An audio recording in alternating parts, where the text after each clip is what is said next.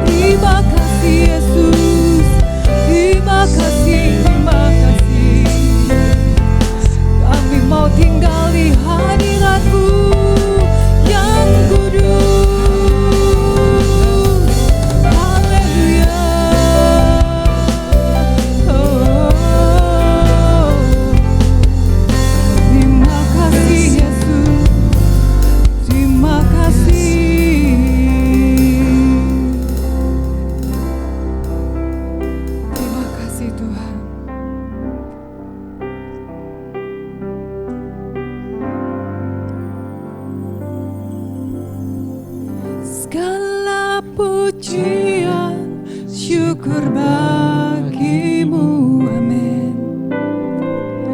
Kau hadir dalam hidupku, kini ku datang sujud di hadapanmu, memujimu, menyembahmu, Yesus, ku menyembahmu. Segala pujian, syukur mari naikkan segala ucapan syukur kita, pujian kita. Kau hadir dalam Sebab Yesus hadir dalam hidup kita. Haleluya. ini, Ku datang sujud di hadapanmu, memujimu, menyembahmu, Yesus, ku menyembahmu. Segala pujian, syukur bagimu, amin. Hidupku ini, ku datang sujud di hadapanmu, memujimu, menyembahmu, Yesus, ku menyembahmu,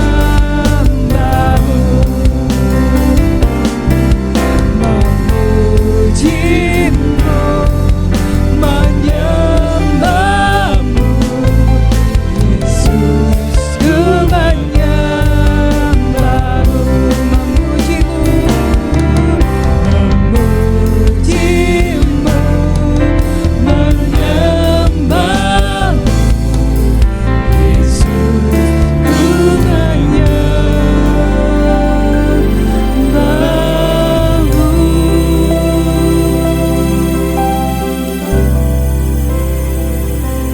Di dalam hadirat-Mu Tuhan, hati kami merasa teduh. Di dalam hadirat-Mu Tuhan, kami merasa tenang Bapa. Sungguh kami bersyukur Engkau puji-pujian kami Tuhan. Engkau panji keselamatan kami. Engkau segala-galanya bagi kami. Karena malam hari ini Bapa, kami membawa seluruh kehidupan kami, membawa seluruh kerinduan kami, bahkan membawa seluruh permohonan doa kami kepada Allah yang Maha Kuasa, yang sanggup mendengar bahkan menjawab lebih dari yang kami doakan, lebih dari yang kami pikirkan. Tuhan, kami bawa bangsa dan negara kami ke dalam tangan-Mu. Kami mengasihi dan kami melepaskan berkat bagi Indonesia Bapa. Indonesia dipenuhi kemuliaan Tuhan dalam segala bidang kehidupannya. Engkau memberkati Bapa luar biasa. Para pemimpin kami melepaskan berkat bagi mereka. Mulai dari yang teratas Bapak Presiden, Wakil Menteri, staf dan aparatur negara, semuanya Engkau mengurapi mereka. Engkau memberikan hati yang takut akan Allah. Karena kami tahu permulaan hikmat ada takut akan Allah. Ketika ada takut akan Allah dalam hidup mereka, maka hikmat Tuhan Kau curahkan. Mereka dapat mengambil setiap keputusan-keputusan dengan benar Tuhan, untuk kepentingan, untuk kebaikan bangsa ini, sehingga boleh membawa bangsa ini, oh Tuhan, semakin hari semakin baik, semakin menuju kepada kemajuan demi kemajuan. Terima kasih Bapak, terima kasih. Kami juga berdoa secara khusus saat ini Bapak, bila oh Tuhan, wabah corona ini Bapak juga ada atas bangsa kami. Tuhan, kami berkati Tuhan, supaya Tuhan wabah ini segera berhenti penyebarannya Tuhan Yesus. Kehidupan kami boleh dipulihkan seperti sedia kala, bahkan lebih baik dari sebelumnya. Terima kasih, berkati juga kota kami yang kami kasih, kota Malang di mana kami tinggal. Kami melepaskan berkat kesejahteraan, sukacita Tuhan, berkat dalam segala bidang kehidupan kota ini Bapak. Bahkan bila kami memasuki new normal Tuhan, mari Bapak berikan setiap kami hati yang taat kepada setiap aturan yang sudah ditetapkan oleh pemerintah. Biarlah anak-anak-Mu Bapak boleh menjadi teladan dalam ketaatan Tuhan. Terima kasih, berkati para pemimpin kota ini Tuhan. Lindungi, jagai dari segala wabah penyakit, segala malapetaka, mara bahaya Tuhan. Terima kasih, Shalom-Mu, damai sejahtera-Mu Tuhan turun atas kota kami Malang. Berkati gereja-gereja, ada kesatuan juga gereja kami. Kami melepaskan berkat bagi gereja kami, bagi pergumulan gereja kami. Kami serahkan dalam tangan-Mu Tuhan. Engkau yang sanggup, Engkau yang tahu Tuhan. Engkau yang sanggup menolong gereja kami Bapak. Ujung dari segala persoalan ini, nama-Mu dipermuliakan. Berkati Bapak Ibu Gembala, Wakil Gembala, Penatua, Diaken Tuhan, para aktivis Tuhan, jemaat Tuhan, semuanya mengalami pemulihan, mengalami lawatan, mengalami terobosan demi terobosan di dalam nama Tuhan Yesus. Terima kasih Bapak, terima kasih. Yang sakit disembuhkan Tuhan, yang susah dihiburkan, yang lemah mendapat kekuatan yang baru, yang mengalami jalan buntu, Engkau buka jalan. Terima kasih Bapak, terima kasih. Kami mengucap syukur, kami percaya Tuhan, lebih dari yang kami doakan, Tuhan akan menjawab setiap permohonan doa kami yang kami naikkan di dalam nama Tuhan Yesus Kristus. Kami meminta dengan iman, dan dengan iman juga kami sudah menerima jawaban doa kami. Dalam nama Tuhan Yesus, haleluya, amin. Puji Tuhan, selamat malam Bapak Ibu yang dikasihi oleh Tuhan. Mari kita akan bersama-sama berdoa sebelum kita merenungkan firman Tuhan. Bapa yang ada di dalam surga, kami naikkan pujian dan syukur kami kepada Engkau. Terima kasih oleh karena Engkau mengasihi kami dan sampai hari ini Tuhan setia menjaga, memelihara hidup kami, sehingga kami tetap mengalami pertolongan demi pertolongan Tuhan di dalam kehidupan kami. Terima kasih Bapa, waktunya kami mau bersama-sama merenungkan sebagian daripada firman-Mu. Berbicaralah ya Tuhan, hati kami siap untuk mendengarkannya. Di dalam nama Tuhan Yesus kami berdoa. Amin. Bapak Ibu, saya undang kita bersama-sama membuka Alkitab kita dari Yohanes pasal 16 ayat yang keempat sampai ayat yang ke-15. Demikian bunyi firman Tuhan. Pekerjaan penghibur. Hal ini tidak kukatakan kepadamu dari semula, karena selama ini aku masih bersama-sama dengan kamu. Tetapi sekarang aku pergi kepada Dia yang telah mengutus aku, dan tiada seorang pun di antara kamu yang bertanya kepadaku, kemana engkau pergi? Tetapi aku mengatakan hal ini kepadamu, sebab itu hatimu berduka cita. Namun benar kukatakan ini kepadamu, adalah lebih berguna bagi kamu jikalau aku pergi, sebab jikalau aku tidak pergi, penghibur itu tidak akan datang kepadamu. Tetapi jikalau aku pergi, aku akan mengutus Dia kepadamu. Dan kalau Ia datang, Ia akan menginsapkan dunia akan dosa, kebenaran dan penghakiman. Dan akan dosa karena mereka tetap tidak percaya kepadaku. Akan kebenaran karena aku pergi kepada Bapa dan tidak melihat aku lagi. Akan penghakiman karena penguasa dunia ini telah dihukum. Masih banyak hal yang harus kukatakan kepadamu, tetapi sekarang kamu belum dapat menanggungnya. Tetapi apabila Ia datang, yaitu Roh kebenaran, Ia akan memimpin kamu ke dalam seluruh kebenaran, sebab Ia tidak akan berkata-kata dari dirinya sendiri. Tetapi segala sesuatu yang didengarnya itulah yang dikatakannya, dan Ia akan memberitahukan kepadamu hal-hal yang akan datang. Ia akan memuliakan aku, sebab Ia akan memberitakan kepadamu apa yang diterimanya daripadaku. Segala sesuatu yang Bapa punya adalah aku punya. Sebab itu aku berkata, Ia akan memberitakan kepadamu apa yang diterimanya daripadaku. Amin. Puji Tuhan Bapak Ibu yang dikasihi oleh Tuhan. Kalau dalam minggu-minggu ini kita sedang memperingati tentang pencurahan Roh Kudus. Dan kita bersyukur bahwa sebetulnya Tuhan Yesus sudah memberitahukan kepada kita apa yang Tuhan sudah kerjakan di dalam dunia ini. Tuhan Yesus ketika Dia datang ke dunia ini, Dia mengerjakan apa yang Bapa tugaskan untuk menyelamatkan akan dunia ini. Nah, di dalam perikop yang kita baca saat malam hari ini, saya memberikan sebuah judul untuk renungan kita saat malam hari ini adalah pekerjaan dari Roh Kudus. Setidaknya ada 3 hal yang kita bisa pelajari bersama-sama, bagaimana pekerjaan Roh Kudus di dalam kehidupan kita yang dijelaskan di dalam firman Tuhan yang kita baca bersama-sama saat malam hari ini. Mari kita lihat bersama-sama di dalam ayat yang ke-8 sampai ayat yang ke-11. Di situ kita akan melihat yang pertama adalah pekerjaan Roh Kudus itu di dalam dunia. Dari secara global, Roh Kudus sedang bekerja di dalam dunia ini. Nah, apa yang Roh Kudus sedang lakukan di dalam dunia ini? Dikatakan di sana di dalam ayat yang ke-8 ayat sampai 11, Roh Kudus itu menginsyapkan dunia akan dosa.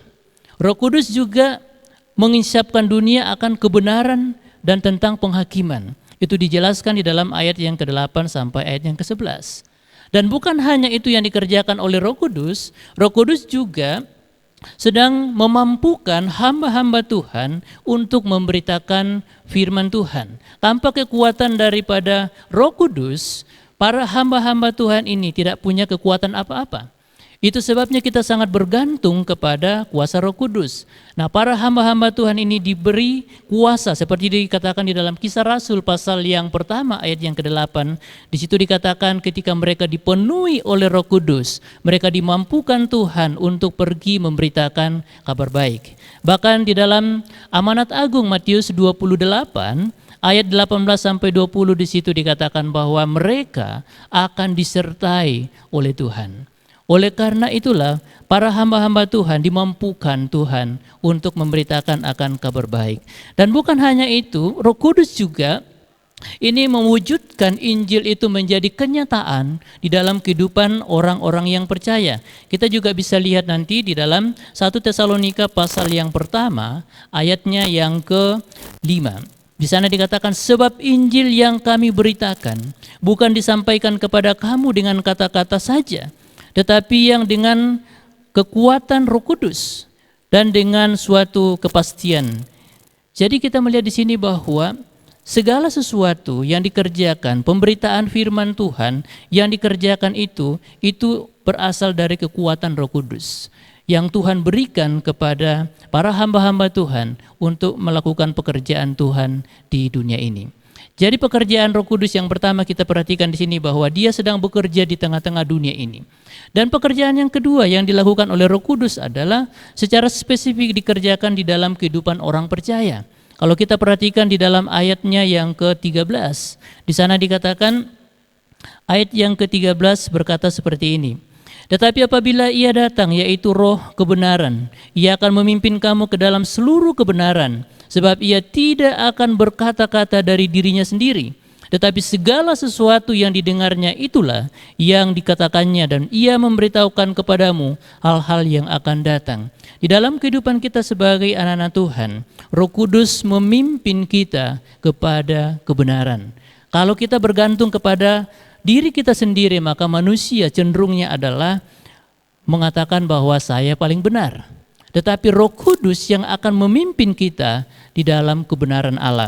Dan bukan hanya itu, Roh Kudus juga dikatakan Dia akan membaharui kehidupan kita menjadi semakin hari disucikan oleh Tuhan, menjadi satu pribadi yang terus bertumbuh di dalam Tuhan. Di dalam Titus pasal yang ke-3 ayat 5 dikatakan kita diperbaharui oleh kekuatan daripada Roh Kudus.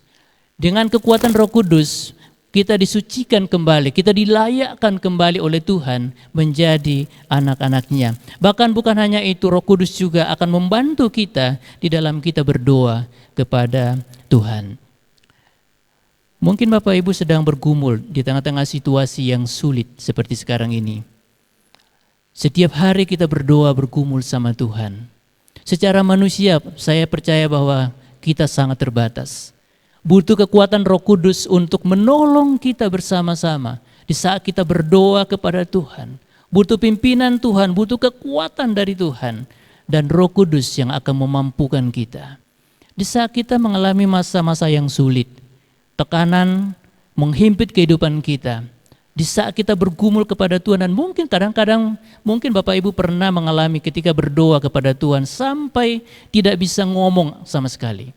Dan di saat-saat seperti itu, Roh Kudus akan menolong kita menyampaikan apa yang ada yang dalam hati kita kepada Bapa di surga.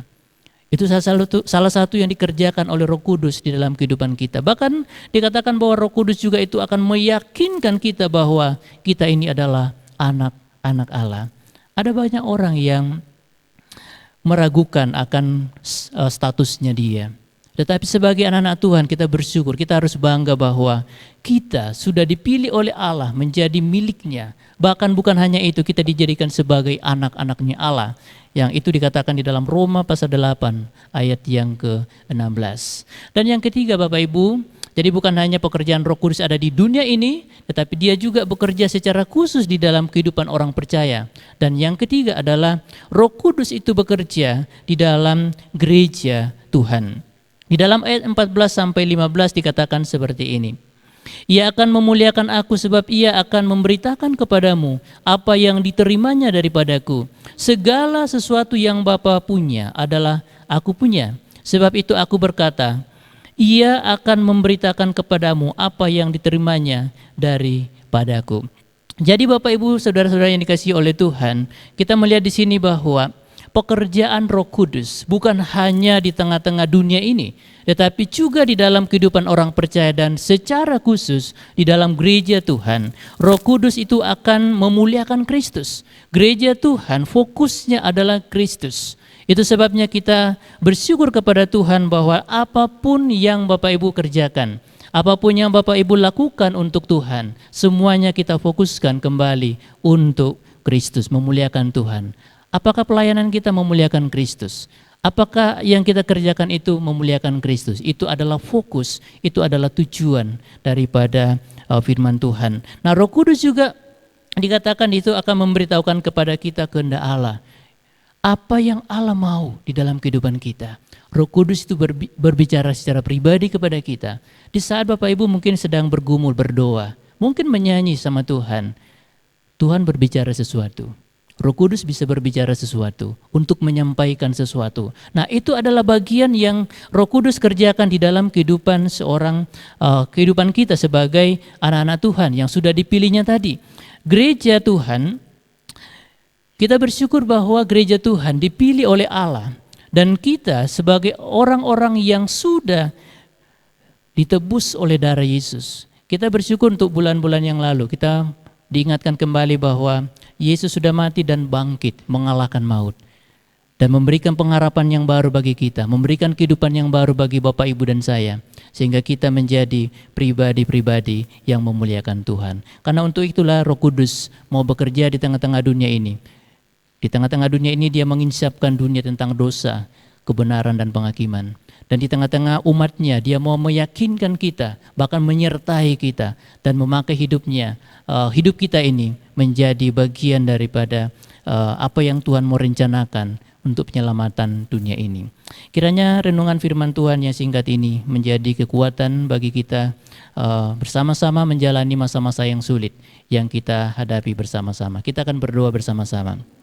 Bapa yang ada di dalam surga, kami bersyukur kepadamu.